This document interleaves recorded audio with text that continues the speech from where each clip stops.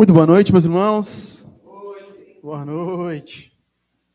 Hoje estamos aí, um pouco menos pessoas, por causa de uma virose, né? As crianças estão tudo hoje doentes lá em casa. Mandinha passou a noite com febre, mas hoje de manhã ela estava assim, ó. Hoje de manhã de tarde ela estava inconsolada. Mandinha está em casa, um beijo, papai te amo. Ela estava chorando, cara, queria vir no culto. Tem uns que choram para não vir, ela chora para vir. Querida, ela estava chorando, queria muito vir, mas daí, como ela estava com febre, a gente já acha que ela tinha pego de alguma criança, já pegou. Criança passa, né, virose, assim, a gente acha melhor de não colocar junto com as outras crianças hoje. Abra sua Bíblia no Evangelho de Mateus, São Mateus. Ó, nós estamos mais iluminados, né? Vocês concordam, né? Agora tá bom, né, Dirce? Agora dá para enxergar, né? Deu uma trabalheira isso aí ontem, mas nós conseguimos finalizar. Bom, basicamente o que eu vou falar hoje aqui está no Evangelho de São Mateus, ou o Evangelho de Mateus, capítulo 28. O texto vai estar projetado aqui, a gente sempre coloca. Eu quero que você preste muita atenção no que eu vou falar hoje com vocês. Eu creio que vai ser uma palavra do Senhor Jesus para a igreja. Eu orava ainda hoje de manhã, pensando assim, Senhor, que eu possa falar o que Tu quer que eu fale para o Teu povo, para a Tua igreja, para os Teus filhos. E eu tive assim cada vez mais segurança que era isso que o Senhor queria que eu falasse hoje para vocês. Então, semana passada eu falei um pouco sobre como nós vivemos entre a primeira vinda de Jesus e a segunda vinda. E hoje eu quero falar um pouco do que fazer até os fins dos tempos. Porque, para quem vive no planeta Terra, quem vê as notícias, viu que nós estamos... a tensão se intensifica no Oriente Médio. E eu brinquei com a Jaque uma coisa. Eu falei para ela assim, ó, uma coisa é tu ter uma guerra, né? Tudo bem, tem guerra. Sempre teve, né, Dirce? Guerra sempre teve. Uma coisa é ter guerra.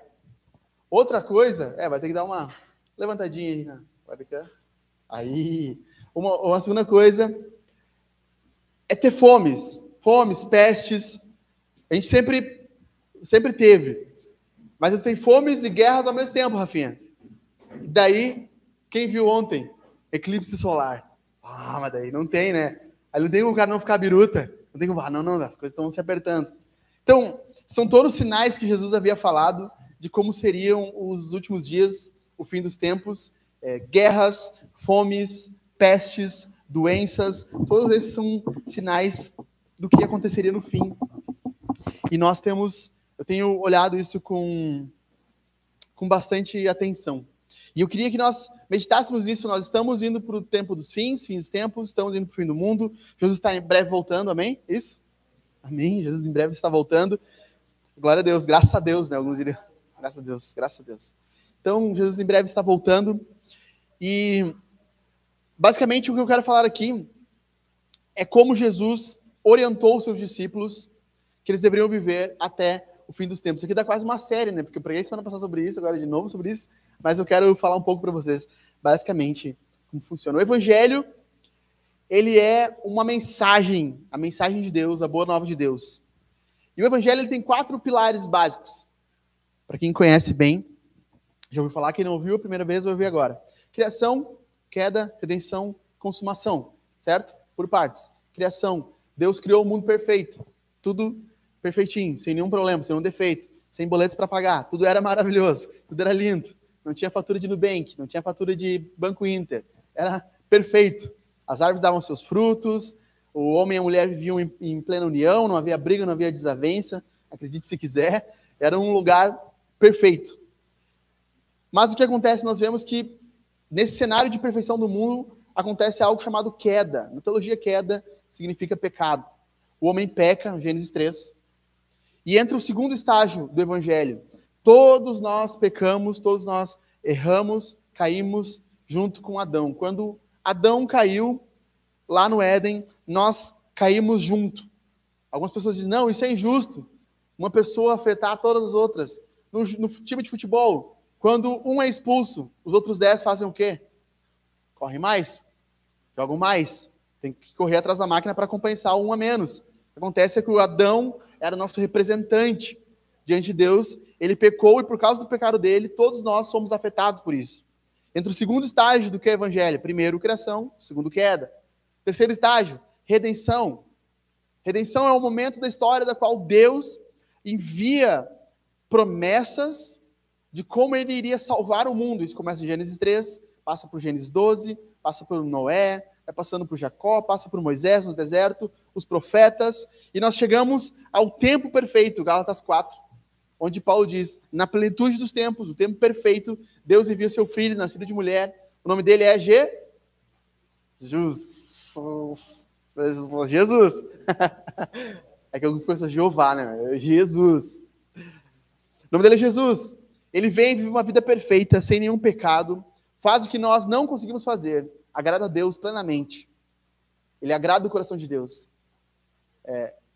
O problema é que os homens são maus, Deus é bom. E um Deus bondoso, amoroso, que vem em direção aos homens, ele é cruelmente assassinado numa cruz. Ele é morto.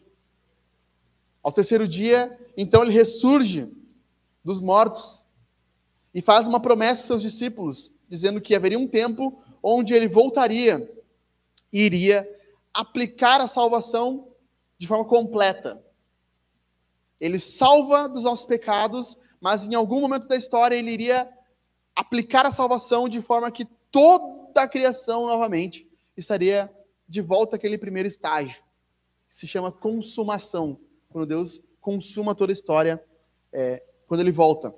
Então, se nós fôssemos fazer uma linha do tempo, onde nós estamos hoje, como cristãos, como pessoas do século XX, nós estamos no tempo da redenção. Deus ainda não, eu acredito, né? Não consumou o mundo, né? Continuamos com dor, morte, violência, enchentes, continuamos com essas coisas. Então o mundo ainda não foi consumado, mas não foi redimido completamente. Então nós estamos nesse tempo da redenção, aguardando até a consumação, quando Deus virá para acabar com o mal de fato, renovar esse mundo, e nós que cremos em Jesus, faremos parte da nova criação. Então o texto de Mateus 28, 16 ao 20, que está na sua Bíblia, está aqui na tela também, vai falar, eu quero que vocês foquem nisso aqui, fim dos tempos. Certo? Por isso que o nome do sermão é o que fazer até o fim dos tempos. Porque Jesus falou do fim dos tempos. Vamos ler junto, então? Os 11 discípulos partiram para a Galileia, para o monte que Jesus lhes havia designado. E quando viram Jesus, o adoraram. Mas alguns duvidaram. Jesus, aproximando-se, falou-lhes, dizendo: toda autoridade me foi dada no céu e na terra. Portanto, vão e façam discípulos de todas as nações, batizando-os em nome do Pai, do Filho e do Espírito Santo, ensinando-os a guardar todas as coisas que eu tenho ordenado a vocês, e eis que estou com vocês até o fim dos tempos. A versão NAA diz assim, outras versões talvez digam diferente, até os fins dos dias, até a consumação dos séculos, talvez tenham outras versões assim. Vamos orar? Senhor, muito obrigado por esse tempo aqui, nós pedimos que esse momento da palavra, nosso coração, possa estar plenamente dedicado a Ti, a ouvir o Teu cuidado, a Tua voz para nós. Em nome de Jesus. Amém. Então eu dividi esse pequeno trecho em três afirmações que nós precisamos ter até o fim dos tempos. Até o fim dos tempos, precisamos de fé, ou precisamos crer. Os 11 discípulos partiram para a Galileia, para o monte que Jesus lhes havia designado, e quando viram Jesus, o adoraram, mas alguns duvidaram. A vida cristã, ela não pode, escute isso, meus irmãos, até o fim dos tempos, nós temos que lembrar disso. A vida cristã, ela não pode ser separada da obediência. Não tem como. Não tem como. É como eu disser que eu sou vegano, mas eu como carne. Sou um vegano não praticante. É como se eu dissesse que eu sou colorado, mas torço pro Grêmio. Não tem. Não tem como misturar as coisas. Não torço pro Grêmio nem se nós precisar ser campeão, William. Entendeu? Não tem. Nós não torcemos pro Grêmio, eu sou colorado. A vida cristã ela não pode ser separada da obediência. Todo aquele que diz que segue a Jesus, que crê em Jesus, precisa obedecê-lo. E nós vemos uma dicotomia em nossos dias, uma separação. É possível dizer que você crê e viver como se não cresce. Mas o que Jesus está nos mostrando nesse pequeno trecho, nesse primeiro ponto, é que nós precisamos crer e obedecer. Porque crer sem obediência é uma crença demoníaca. Tiago diz que você crê que Deus existe. Nós vamos entrar no livro de Tiago em breve. Aí ele responde, sim, você crê, você faz muito bem. Tiago capítulo 2, até os demônios creem. Existe um tipo de fé que é demoníaca, que é uma fé que só impacta o intelectual, ou só impacta um dia da tua vida, ou só impacta um momento da tua vida. Ela não tem uma validade para o teu dia a dia. Ela não te desafia a fazer coisas que você não é acostumado a fazer. Ela te leva somente à tua comodidade, somente ao teu conforto. Perceba o que Jesus está falando para esses caras aqui. Os 11 discípulos partiram para a Galileia. Ponto. Na verdade é uma vírgula, né? Mas ponto para mim falar com vocês. Por quê? Eles estavam aonde? Onde Jesus foi morto, vocês lembram? Quem quer chutar aí? Valendo uma bala. Jerusalém. Jesus foi morto no Getsemane em Jerusalém, perfeito. No jardim, no Calvário, aquela região de Jerusalém. Para onde Jesus manda eles? Galileia. É só 143 quilômetros de distância do ponto do outro. Tá, mas Jesus não podia aparecer em Jerusalém? Podia? Podia aparecer em Jerusalém. Mas ele queria aparecer na Galileia. E ele pede que esses caras caminhem 143 quilômetros até se encontrar com eles. Talvez você pense assim, mas 143 quilômetros, né, William? É daqui até Porto Alegre, um pouquinho mais. Uma hora e meia, 2 horas de carro, né, Dirce? Expresso Azul, 2 horas de ônibus. Mas nós estamos falando de 2.000 anos atrás. Alguns dizem que as pessoas eram acostumadas a caminhar 20 km por dia.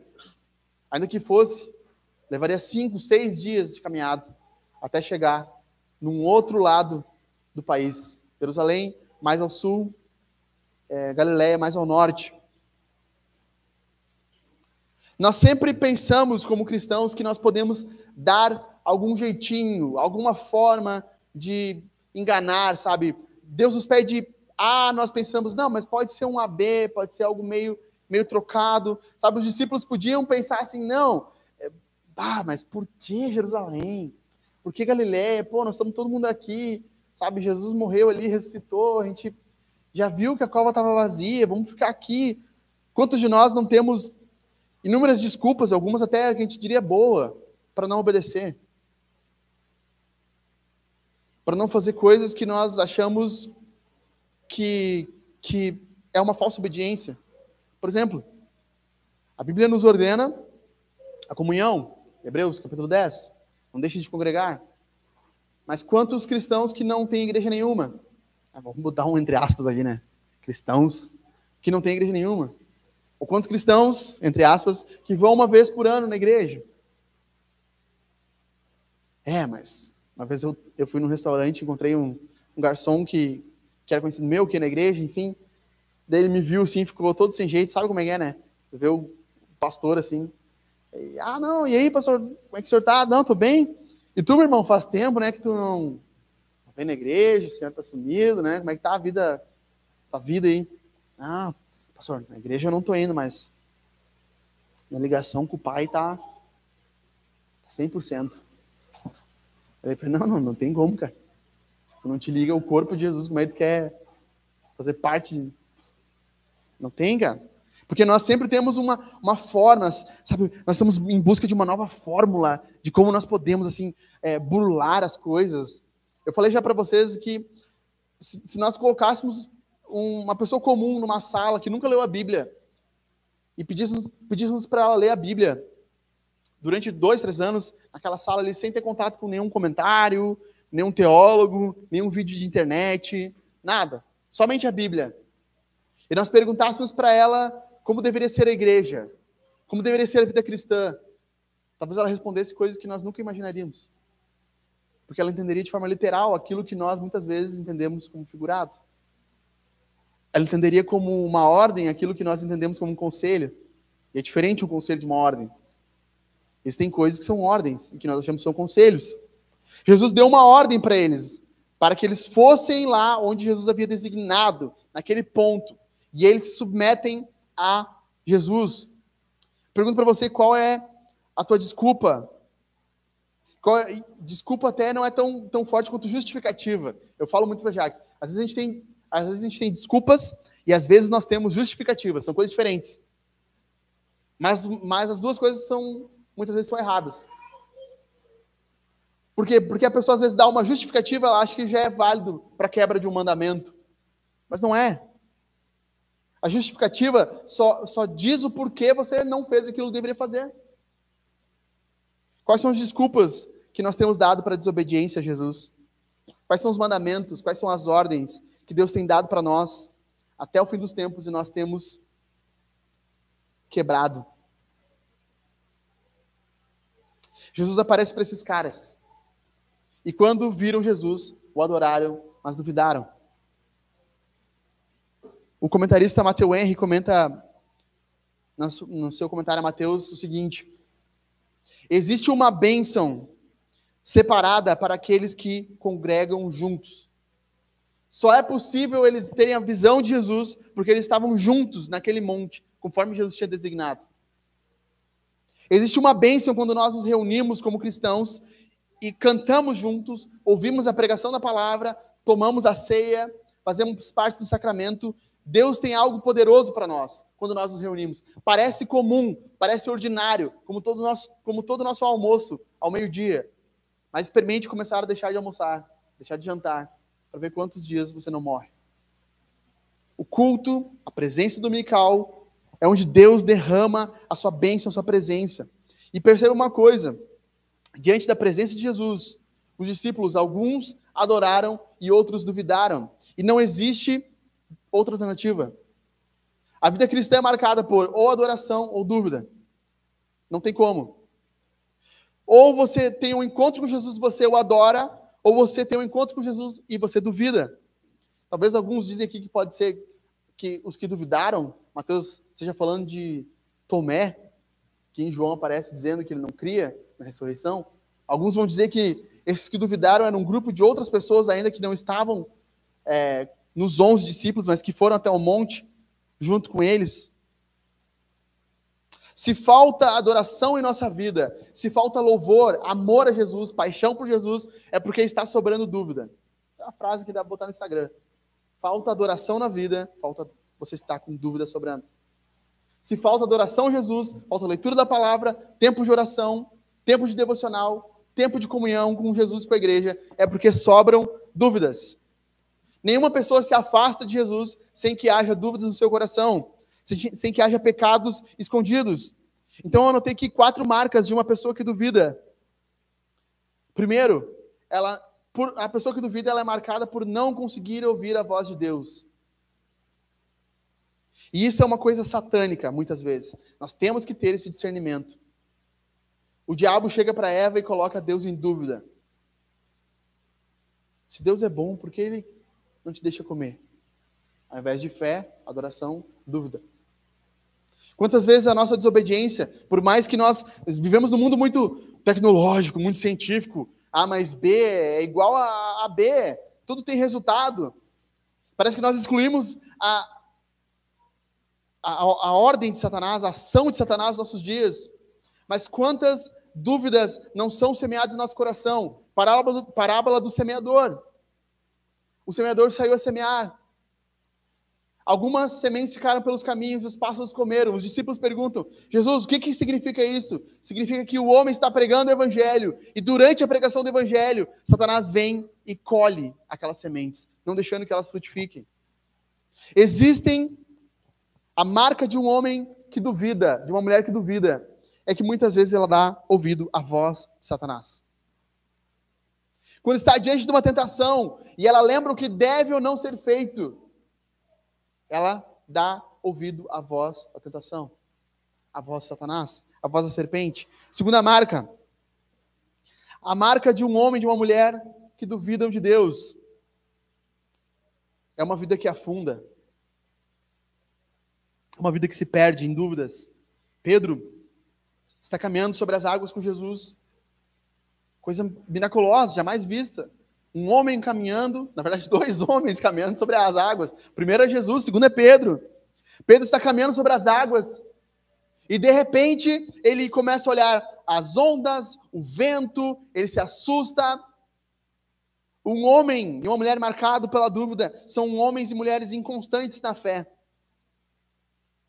Volta e meia, eles têm suas dúvidas e começam a afundar, a naufragar, se afundar, como Pedro.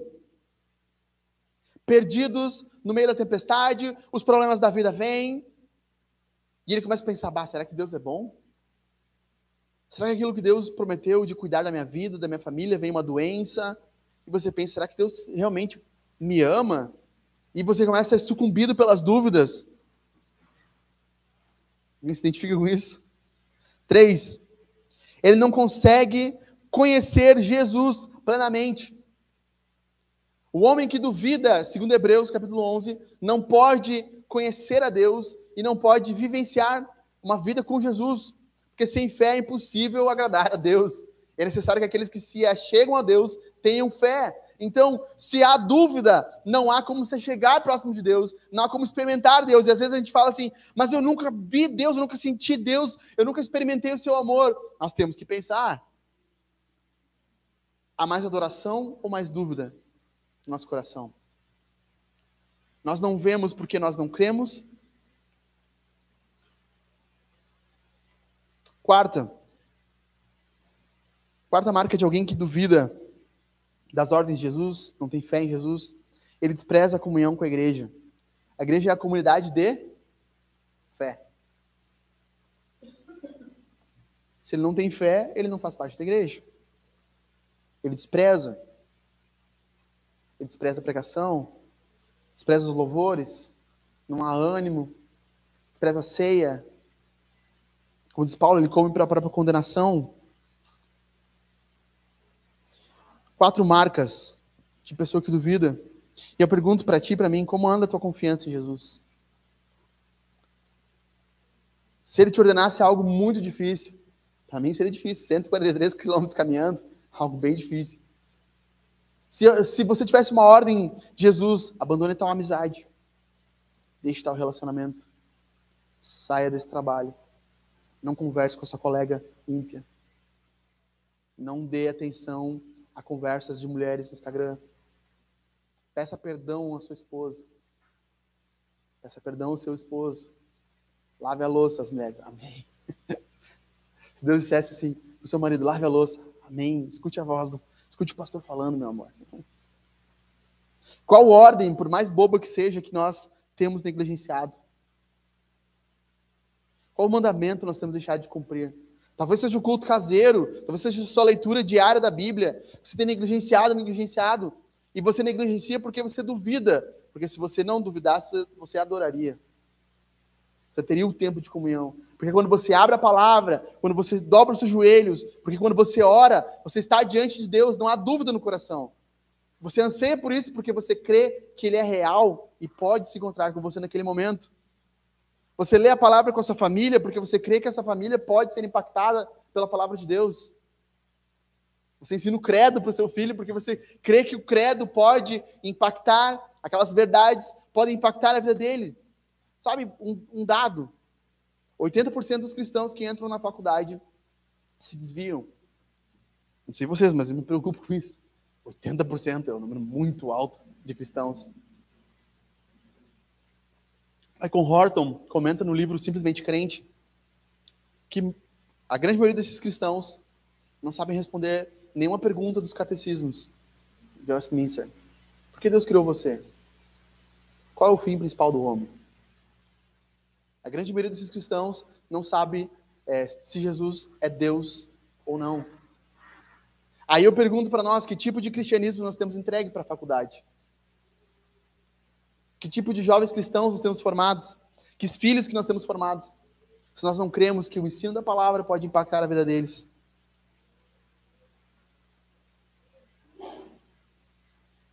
Você tem passado por alguma crise? Se sentindo sufocado, ansioso, pensando que essa vida está por um fio de acabar?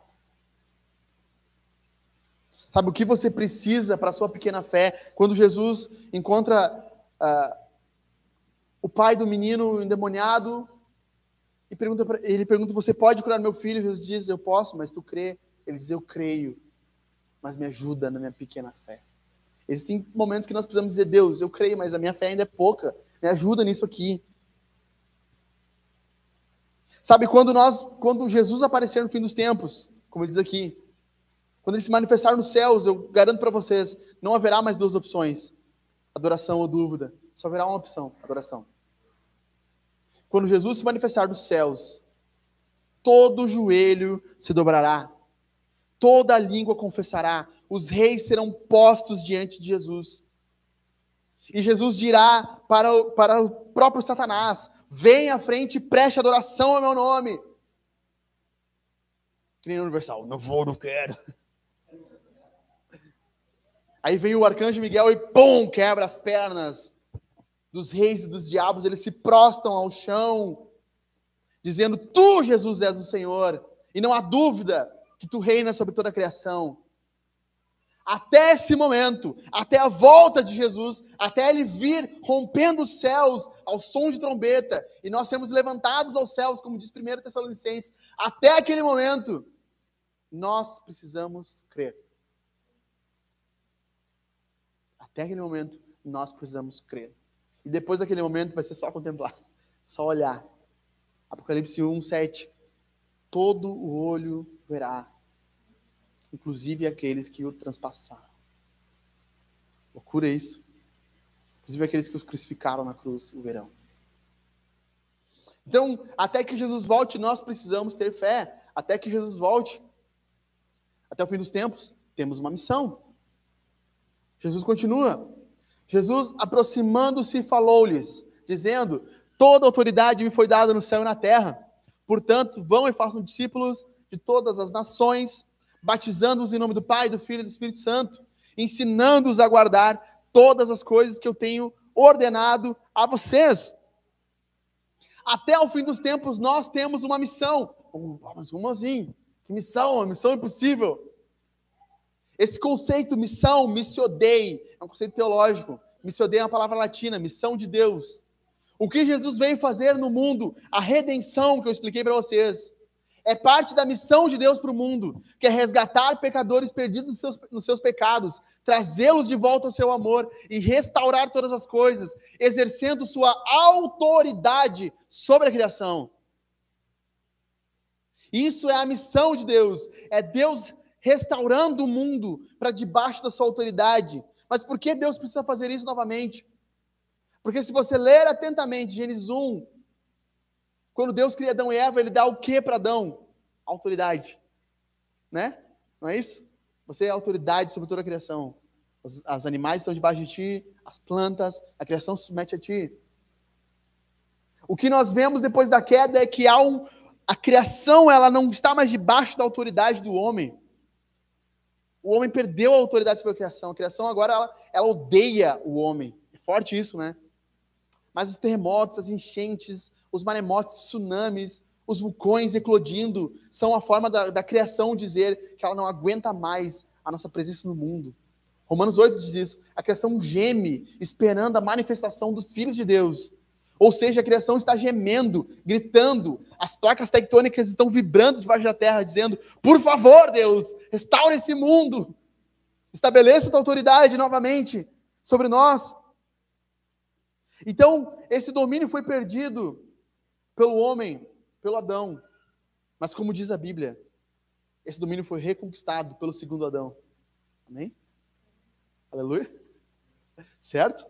Esse domínio foi reconquistado pelo segundo Adão, que é Jesus. Por isso que ele chega diante dos seus discípulos e diz, toda autoridade me foi dada. De certa forma, Deus é autoridade sobre todo o universo, ele é o rei do universo, ele domina sobre toda a criação, sobre toda a história.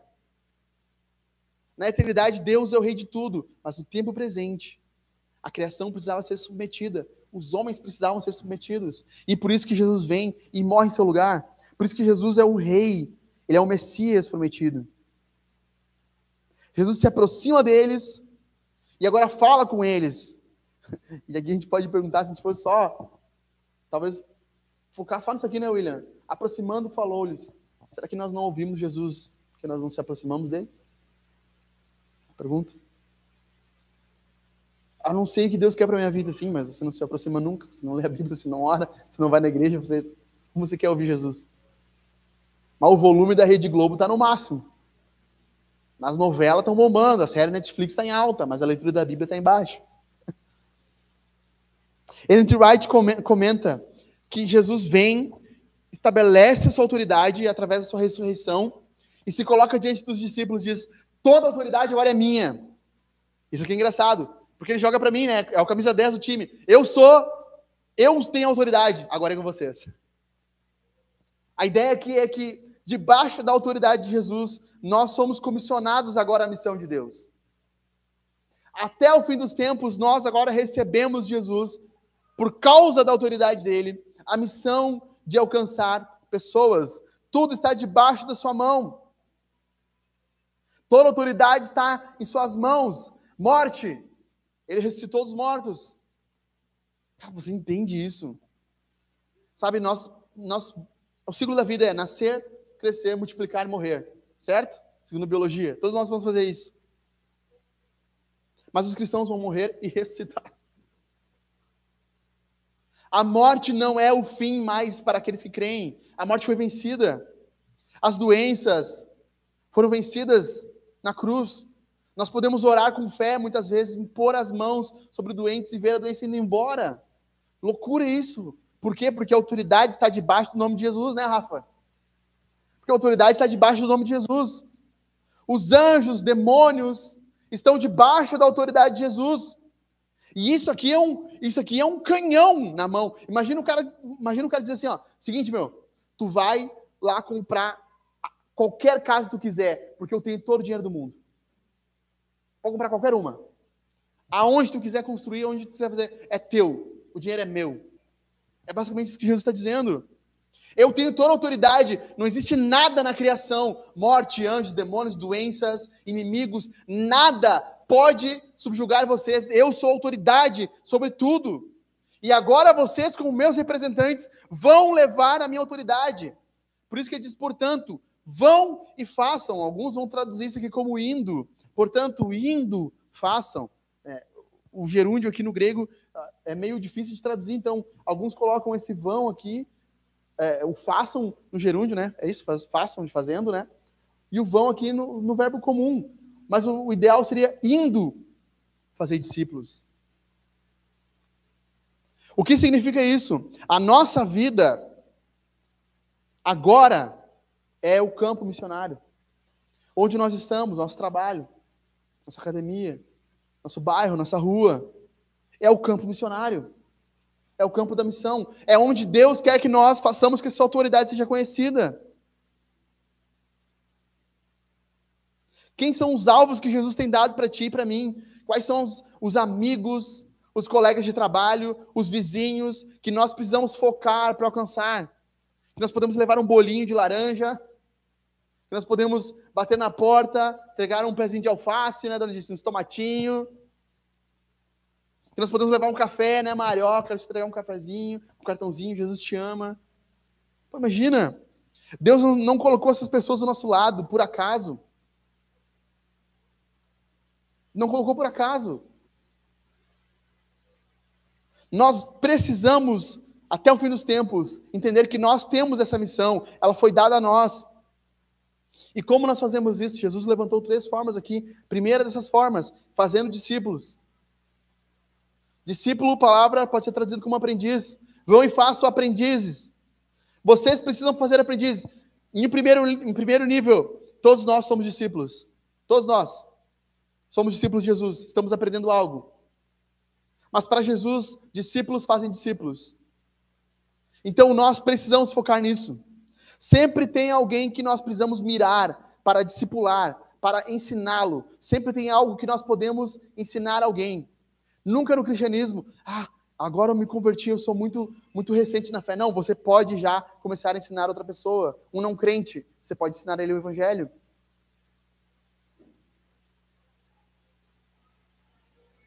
Mark Dever comenta, um autor americano, que discipular é exercer influência positiva sobre a vida de alguém. O que significa discipular, então, pastor? Significa que você vai exercer influência positiva na vida de outra pessoa. Todos nós somos influenciados ou influenciamos, e discipular é a mentalidade intencional de que eu preciso influenciar outras pessoas. Ei, presta atenção nisso, cara. Nós precisamos ter essa atenção. Você entendeu isso? Ou nós influenciamos ou somos influenciados. Sempre, em todo relacionamento é assim. E discipular para Jesus é intencionalmente exercer influência. Qual influência? Influência positiva, cristã, que visa a glória de Deus. Por isso que Jesus diz, nós somos o sal da terra. Nós somos a luz do mundo. O que Jesus está dizendo é, vocês são aqueles que influenciam positivamente. Então, quem é o foco da nossa missão aqui de alcançar outras pessoas, fazer novos aprendizes, amado? Quem que é o foco? Todas as nações.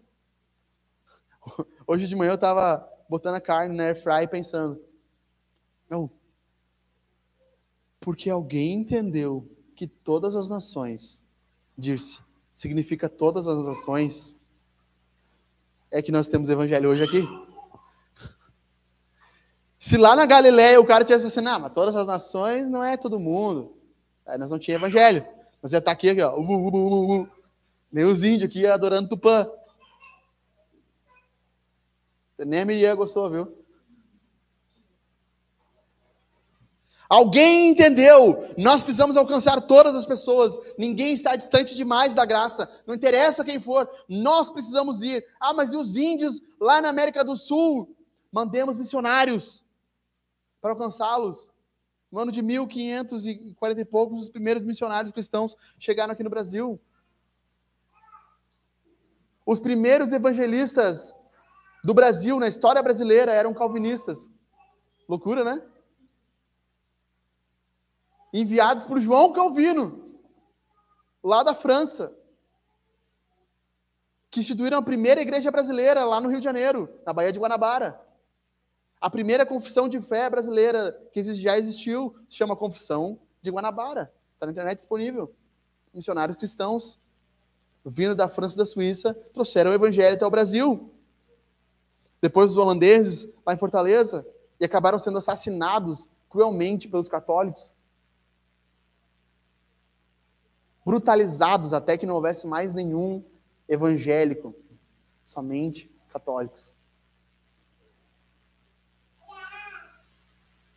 Eles entenderam, todas as nações são aqueles índios na América do Sul. Tinha uma coisa muito louca aqui, para você evangelizar um haitiano, um nigeriano, você tinha que ir até a África, ou América Central. Hoje em dia você vai no centro. Os caras estão ali. As nações estão vindo aos grandes centros. Estão fugindo por N fatores, estão se aproximando de nós. Escute isso, Warren Wiersbe. Sei que nós queremos que Hangar cresça como igreja. Nós queremos que a igreja de Jesus cresça. Amém? Warren Wiersbe comenta, a igreja só cresce quando nós entendemos que nós somos responsáveis por fazer discípulos. Quando eu entender que eu preciso fazer novos aprendizes, a igreja começa a crescer. Não adianta. A primeira coisa é fazer novos discípulos. A segunda coisa é o sinal do discípulo. Qual é o sinal do discípulo? Portanto, vão e façam discípulos de todas as nações, batizando-os em nome do Pai, do Filho e do Espírito Santo. Este é o sinal do discipulado. Por que esse é o sinal? Porque o batismo, ele não é só uma aguinha que é jogada na cabeça, ou alguém que é mergulhado na água. O batismo, ele é uma identificação com Jesus. É como se fosse uma tatuagem, uma camisa de time, uma marca que se faz no corpo e diz, agora eu pertenço a essa pessoa. Romanos 6 diz isso. Quando nós mergulhamos nas águas, nós nos identificamos com Jesus. Na sua morte, quando nós saímos da água, nós nos identificamos com Jesus na sua ressurreição. Então, perceba, para ser um discípulo, você precisa se submeter à ordem de Jesus do batismo.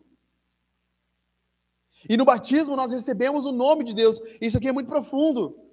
Porque para alguns é só uma fórmula. Em nome do Padre, do Filho e do Espírito Santo. É só uma fórmula. Em nome do Pai, do Filho e do Espírito Santo. Não. O que Jesus está dizendo aqui é que agora nós recebemos o nome de Deus sobre nós. O nome do Pai, do Filho e do Espírito Santo. E eu não sei se Mateus tinha noção de quão profundo ia ser isso, mas isso aqui é a base da doutrina da Trindade.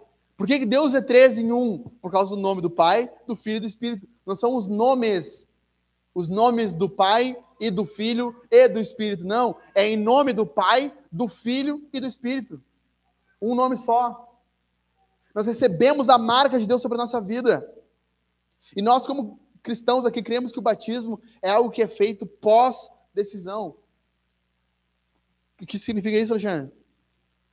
Nós não somos pedobatistas, que nem os católicos, alguns luteranos e presbiterianos, que eles batizam crianças, infantes, bebês. Porque nós cremos que o batismo é uma decisão da mente da pessoa em se submeter, em se assemelhar a Jesus. Portanto, um batismo válido é o batismo que nós, por fé, dizemos: Senhor, eu quero fazer parte da tua missão, eu quero me submeter a ti, eu quero me identificar contigo. Por isso que nós chamamos na teologia de credo-batismo. Credo, confissão, ele confessa e é batizado. Porque você já reparou que é engraçado, né? No pedo-batismo, os bebês, aí tu batiza os bebês, aí vai ter um momento que tem que fazer a renovação do batismo. 9 aninhos, eu fiz também. Renovação do batismo. Tem que fazer a renovação, porque aquela primeira não valeu. Os padrinhos, eles eram responsáveis por ti. Da onde tirou isso? Que vácuo aqui, não tem? Não tem base bíblica para renovação de batismo, para rebatismo. Por isso que na igreja luterana se faz a confissão depois, né? Com 12 anos, é isso? 10, 12 anos, se faz o processo de confissão. Você foi batizado, agora você confessa. Mas parece, a Bíblia dá a entender que o batismo precede a confissão. A confissão precede o batismo. Você confessa e é batizado. Confessa e é batizado. Confessa e é batizado. Confessa e é batizado. Não você é batizado e depois de 10 anos você confessa. Então, primeiro, nós precisamos fazer discípulos. Segundo, nós temos que ter o sinal do discípulo, que é o batismo. Terceiro, nós temos que ter o ensino dos discípulos. Não é só dizer, eu sou evangélico, eu vou numa igreja. E você não se submete ao ensino, a ser ensinado. Todos nós precisamos nos submeter a ser ensinados. Para escrever um sermão, para fazer um esboço aqui, eu preciso sentar na minha cadeirinha e me submeter a outro cristão mais maduro, um comentário, um outro pastor, que já tenha escrito, pensado sobre a fé, e ele me ensina, para que eu possa ensinar vocês. No cristianismo é sempre assim. Nós precisamos ser ensináveis. O que acontece com pessoas que não são ensináveis é que criam as igrejas heréticas, as bizarrices, porque alguém não é ensinado, ele acha que existe uma toalhinha ungida, uma fronha do não sei o quê, a oferta dos 7 dias, o culto do Badanha. É porque alguém não é ensinável. E ele acha que por ele não aprender, ele pode ensinar qualquer besteira. Porque se ele entendesse que ele precisa ser ensinável, ele ia se submeter ao ensino dos apóstolos, submeter ao ensino de outros homens, debaixo do que nós chamamos de ortodoxia. O que é orto? Orto é correto. Você vai ser no ortopedista, porque você quer deixar correto o seu pé. Você tem que ter a ortodoxia, a doutrina correta. E se você só vai ter isso à medida que você se submeter a homens e mulheres que submeteram ao ensino de Jesus, que a gente chama de ensino dos apóstolos, que é resumido no credo, basicamente resumido no credo, mas que é amplificado pela história da igreja toda. Ontem eu conversava aqui com o William, enquanto nós estávamos fazendo a luz aqui, e falando para ele, cara, já pensou uma coisa? A Trindade, que para nós hoje, não, Deus é 3 em 1. Que maravilha! Os caras brigaram 400 anos, estudaram 400 anos, discutindo. Um achava que Jesus era menor que Deus Pai, outro achava que era igual, outro achava que era o mesmo Deus, mas se manifestava diferente. Era o mesmo Deus no Antigo e no Novo Testamento, mas no Antigo Testamento era o Pai, no Novo Testamento era o Filho, depois era o Espírito. O sabelianismo, heresia do sabelianismo, heresia do arianismo, heresia do modalismo. O Filho se tornava o Pai e depois se tornava o Espírito. O que é isso, pastor? Isso é 400 anos de teologia, dos caras brigando dentro de um concílio para tentar entender o que é a Trindade. Eu estou falando da Trindade. Os caras queriam entender quem era Jesus. Para alguns, Jesus é só homem. Para outros, Jesus é só Deus. Aí dava uma confusão. Tá, mas como é que Jesus é só homem se ele curava, se ele sabia os pensamentos de todo mundo, se ele ressuscitou dos mortos? Aí para outros, não, mas como é que Jesus é Deus se Deus morreu na cruz? Deus não pode morrer. Deus não morre. Aí ficava nessa confusão. Uns achavam que era só Deus, outros achavam que era só homem, outros achavam que era 50% cada um. Monofisismo se chama isso aí. Ah, não, ele é 50% homem e 50% Deus. Aí chegou o Atanásio. Seguinte, meus irmãos, é 100% homem e 100% Deus. Mas dá 200, dá 100. Homozios, uma só substância, sem mistura. É homem e Deus ao mesmo tempo. Mas o que é isso, pastor? Isso é ensino. Isso é ensino. E alguns homens e mulheres acham que pode chegar numa igreja, num púlpito, abrir uma igreja e falar qualquer coisa. Não estudou teologia, não conhece a Bíblia. 75% dos pastores do nosso Brasil nunca leram a Bíblia. Desses 25% que leram, só leram uma vez. Só 5 ou 6% já leram a Bíblia mais de 3 vezes. Esse é o nível dos pastores das igrejas. Nós precisamos ensinar. O ensino bíblico precisa ser um ensino bíblico e sistemático. Por isso que nós aqui na igreja pregamos em série de sermões.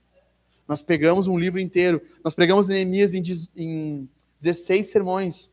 16 sermões, pregamos o livro inteiro de Neemias. Pregamos Tito em 6 sermões. Pregamos o Sermão do Monte em 28 sermões. Hoje eu faria bem mais curto, mas 28 naquela época, 28 sermões ensinando o Sermão do Monte. Agora vamos entrar no Sermão de Tiago. Vai dar de 10 a 12 sermões, explicando sistematicamente, verso por verso, pensando nas aplicações, de como isso faz sentido para a nossa vida. E qual é o conteúdo do ensino? É a revelação. Deus está me revelando aqui que você... É isso? O que Jesus manda ensinar aqui? Vou deixar para vocês. Ensinando a guardar o quê? Vamos lá, vamos. Todo mundo junto, ensinando a guardar.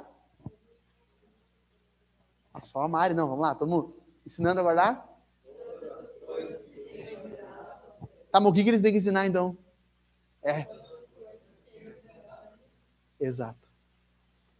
Aí você chega na igreja, o pastor fala do lagarto, o pastor fala do não sei o quê, o pastor fala de tudo quanto é coisa, mas não fala da Bíblia. Aí você se pergunta, tá, mas quando é que ele vai abrir a Bíblia? Ele não abre, sabe por que ele não abre? Porque não é interessante que você conheça a Bíblia. Se você conhecer a Bíblia, você sai daquela igreja. Se você abrir a Bíblia, a igreja fecha. Se aquele pastor abrir a Bíblia e pregar, a igreja dele fecha. Então ele não abre. Ele mantém ela fechada. Para que a igreja dele fique aberta. Último ponto, e eu prometo que aqui é curtinho. Até o fim dos tempos, teremos Jesus. Essa é a promessa. Essa é a parte da promessa que nós queremos. Jesus sabe que o nosso mundo ele é mau. Ele sabe que até o fim dos tempos haverá guerras, fomes, doenças, pestes, sinais no céu. Sabe que haverá doenças, sabe que haverá ódio, sabe que haverá perseguição, sabe que haverá pessoas duras, lobos no meio da igreja. Mas escute isso, apesar disso, Jesus controla a história. Porque ele poderia ter dito assim, eu estou com vocês todos os dias. Já seria muito bonito, né? Tá com todos os dias. Mas Jesus disse assim, não, eu estou com vocês até o fim dos tempos. Até o último dia, eu sei qual é. Até aquele dia, vocês tenham certeza que eu estou lá. Lutero diz, eu não tenho medo da manhã, porque eu sei quem já está lá na manhã. Deus controla toda a história. Ele sabe do início ao fim. Ele sabe o dia, a hora, o segundo exato de qual ele vai voltar ao nosso mundo. E esse é o ponto principal, porque aqui também é um cumprimento de uma profecia de Isaías 7, versículo 14. A virgem dará um filho, e o seu nome será Emanuel. Que significa? Esse é o Isaías 9, significa Deus conosco. Deus conosco. Emanuel significa Deus conosco. O que Jesus está dizendo? Eu estarei com vocês. Eu sou Emanuel. Eu sou o prometido. Eu sou a promessa. Eu sou a raiz. Eu sou o cumprimento da Escritura. Eu é que abro a porta. Eu que controlo a história. Eu sou aquele que está com vocês. E eu pergunto para você, do que nós teremos medo? Do que nós temeremos? Se nós temos Jesus ao nosso lado, o que temeremos? Há irmãos nossos sendo mutilados. Na história da igreja sempre foi assim. Jesus prometeu que os discípulos seriam odiados. No ano 50 houve uma grande fome na Judéia. Os historiadores dizem, Flávio Joséfo disse, que os governantes da época colocaram a culpa nos cristãos e muitos deles foram mortos. Nero colocou fogo em Roma no ano 60 e poucos. E ele disse que foi os cristãos e muitos cristãos foram mortos. No ano 70, Jerusalém foi destruída. Inúmeros judeus e cristãos foram mortos. No primeiro, segundo século, cristãos eram colocados dentro do Coliseu para ser devorados por leões. Durante a história da igreja, nós vimos irmãos nossos sendo pendurados e mortos em tudo quanto é lugar. Nós vemos hoje no Oriente Médio um ódio a cristãos. Nós vemos na China, em lugares onde o comunismo impera, na Coreia do Norte, um ódio a cristãos. Mas sabe o que os mantém de pé? Isso aqui. Isso aqui. Isso aqui deixa eles de pé. E eles dizem, vocês podem tirar a nossa vida, mas não podem nos tirar o nosso endereço do céu. Nós iremos para Jesus. Nós estaremos com Jesus. Fique de pé. Nós vamos avançar. Nós vamos ir adiante, porque Deus está conosco. Até o fim dos tempos, nós temos um Deus presente conosco. E nós vamos cantar, nós vamos louvar. E esse momento final do nosso culto é o momento onde você vem à frente, você toma a ceia. E você pode experimentar a presença de Jesus, ter comunhão com Ele. O pessoal já pode vir à frente aqui para tocar, nós vamos tocar junto aí. Estamos de pé, vai ser a primeira música. Ô, louco, bicho. Tava... Enquanto nós estivermos aqui ceando, comendo do pão, tomando do cálice de suco, o cálice cristal é suco, a gente não explicou a última vez, né? Cálice cristal é suco, cálice de vinho, cálice dourado é vinho, você vem à frente, molha o seu pão, vai e coma. Enquanto nós estivermos comendo, você vai cantar a Jesus, vai dizer que nós estamos de pé, nós estamos pressionados, mas não desanimados. E por último, eu quero te desafiar.